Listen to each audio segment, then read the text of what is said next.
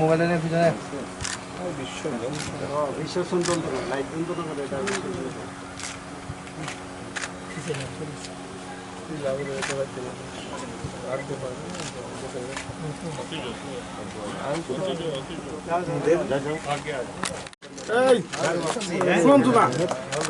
তোমার রাত আছে।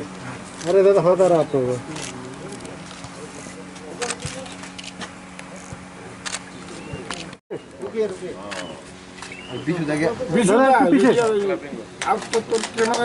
दादा एक पीछे।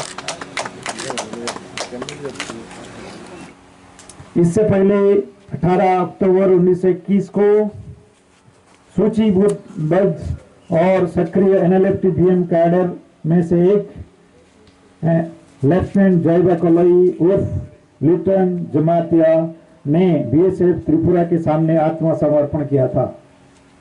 हमें ये घोषणा करते हुए खुशी हो रही है कि एक और वरिष्ठ सक्रिय और सूचीबद्ध एनएलएफटी बीएम कैडर राणा बहादुर देवबर्मा उर्फ रोजा 51 वर्ष पुत्र कृष्णचरण देवबर्मा निवासी भक्तमणिपरा पुलिस स्टेशन चंपाईहवर जिला खवाई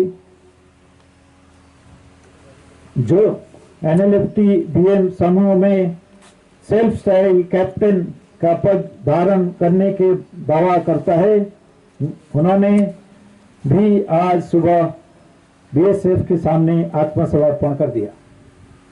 राणा बहादुर देवबर्मन वर्ष 1995 में एनएलएफटी बीएम समूह में शामिल हुए थे और 25 से अधिक वर्ष तक सक्रिय कैडर के रूप में बने रहे।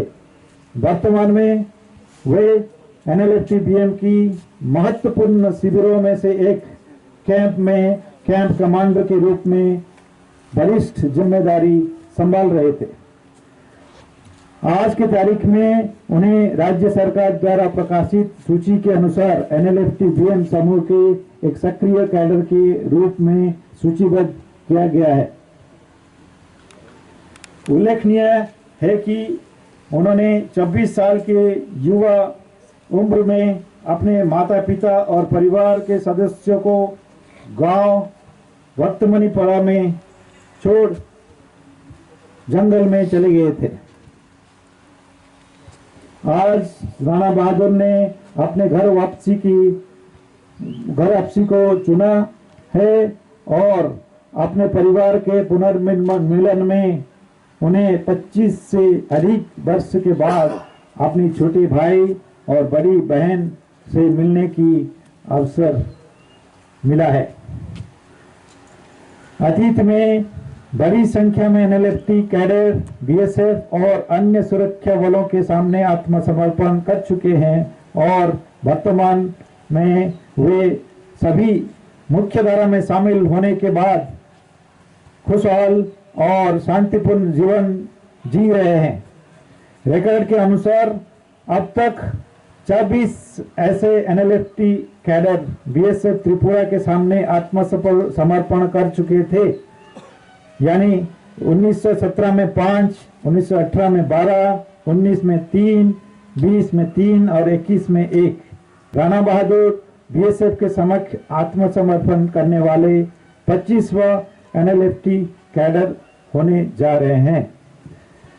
बीएसएफ सभी विद्रोहियों से अपील करता है कि वे हिंसा का रास्ता छोड़ दे और अपने स्वयं तथा साथ पूरे समाज के हित में मुख्यधारा में शामिल हो।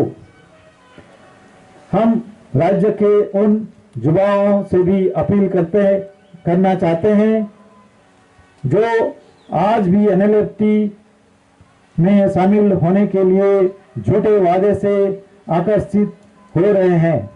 उन्हें हिंसा और अत्यधिक कठिनाइयों के रास्ते पर चलने के लिए गुमराह नहीं किया जाना चाहिए, क्योंकि अंततः उन्हें आज नहीं तो कल खाली हाथ लौटना ही पड़ेगा।